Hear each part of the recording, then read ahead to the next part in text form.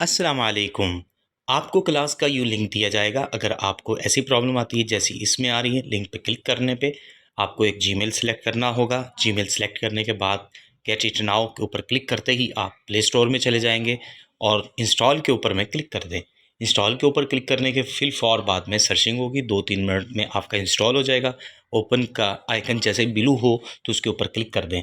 Click करने के fill for बाद में आपके सामने में एक विंडो शो हो जाएगी और गूगल वर्कस्पेस यहाँ पे कंटिन्यू एज सर। आपका कुछ और भी जीमेल का नाम सर की जगह पे आ सकता है। लोडिंग 1-2 मिनट की यहाँ पे हो सकती है और गिव एक्सेस यहाँ पे क्लिक कर दें और उसके बाद में नीचे ब्लू न्यू का निशान, इसके ऊपर क्लिक करने से आप परमिशन सबसे ऊपर वाले टॉप 4-5 आएंगे, अलाउ करते जाइए और उसके फिल फॉर बाद में आपको न्यू नीचे जो ब्लू आइकन है इसके ऊपर में क्लिक कर देना है।